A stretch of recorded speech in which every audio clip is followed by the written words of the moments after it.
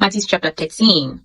The same day Jesus left the house and went to the lakeside, where he sat down to teach. The crowds that gathered around him was so large that he got into a boat and sat in it while the crowd stood on the shore. He used parables to tell them many things. Once there was a man who went out to sow grain. As he scattered the seed in the field, some of it fell along the path, and the bird came and ate it up. Some of it fell on rocky ground where there was little soil. The seed soon sprouted because the soil wasn't deep. But when the sun came up, it turned the young plant, and because the roots had not grown deep enough, the plant soon dried up. Some of the seed fell among thorn bushes, which grew up and shook the plant. But some seed fell in good soil, and the plants bore grain. Some had 100 grains, others 60, and others 30. And Jesus concluded, "Listen then, if you have ears." Then the disciples came to Jesus and asked him, "Why do you use parables when you talk to the people?" Jesus answered, "Knowledge about the secret of the kingdom of heaven has been given to you, but not to them."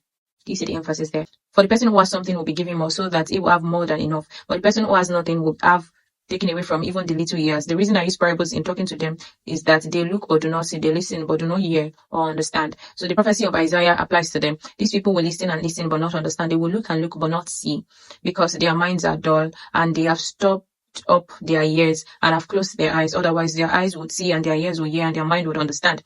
And they would turn to me and say, "God," and I will heal them. As for you, how fortunate you are. Your eyes can see and your ears can hear. I assure you that many prophets and many of God's people wanted very much to see what you see, but they could not, and to hear what you hear, but they did not. So I'll be reading one more of the parable while you read through the verse, because the chapter, because we still have more parables.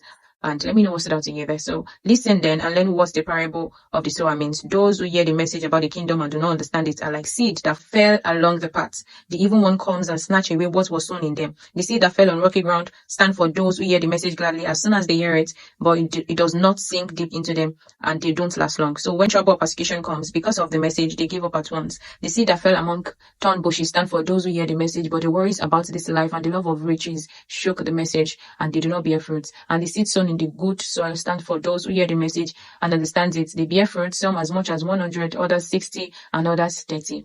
What stood out to me here is the last verse that says that for some that hear and understand the word, we'll see the differences in what they bear, the fruits they bear. And I think that makes emphasis on how they perfectly utilize the seeds they have grown to be able to. The person that got 100 would have put in an effort for 100, and the person that got 60 would have put in effort for 60, 30, like that. I believe that there is ability to even do much more, depending on how we ask for the grace and the enablement. This chapter is quite loaded, so please read through. We have the parable of wheat, mustard seed, yeast, and the likes. Please read through to the end and let me know what stood out to you in the comments. Bye.